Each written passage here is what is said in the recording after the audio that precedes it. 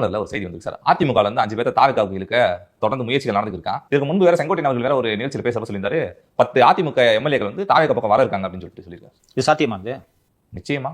ஏன் எல்லாரும் பதவி கொடுத்துருக்காங்க ரீசெண்டா, அதனால வந்து ஒரு ஆசை வந்திருக்கு அவங்களுக்கு. இன்னொன்னு, கண்ணு கெட்டின தூரம் வரைக்கும் இவங்க வந்து கரையை தொடுவதற்கான வாய்ப்புகள் இல்லைன்ற மாதிரி தோணுது அதிமுக. தொடர்ந்து வந்து கம்யூனிஸ்ட் வேற வந்துட்டு எதிர்ப்பு குரல் கிளப்பிட்டு இருக்காங்க. என்ன வேணா அவங்க வாபஸ் பெறலாம் சார் உங்களோட ஆதரவு. இப்போது தனித்தனியாக சென்றால்தான் நீங்கள் பதவியை ராஜினாமா செய்ய வேண்டும். 3/2 பங்கு சென்றால் ராஜினாமா பண்ண தேவையில்லை.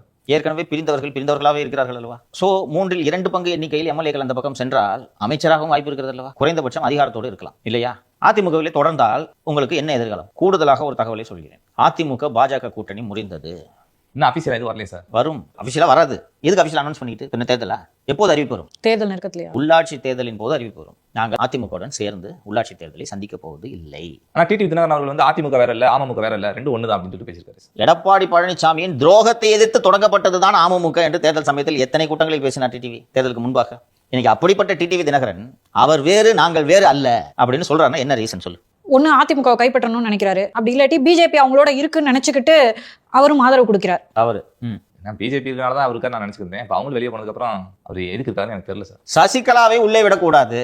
திரு வேலுமணி அவர்களும் திரு சி.வி. சண்முகம் அவர்களும் சசிகலாவை ஒன்றிணைக்க வேண்டும் பேசுறாங்களா? நீ யாரை வேணாலும் சேர்த்துக்க, எங்க சித்தியை சேர்க்கக்கூடாது, இவ்வளவுதான். சேர்த்தாங்கன்னா சொத்து பிரச்சனை தம்பிக்கு விடுன்றாங்க அந்த அம்மா. இல்ல டிடிவி தினகரன் அவர்கள் எதுக்கு இவ்வளவு முயற்சி எடுக்கணும்னு தெரியல.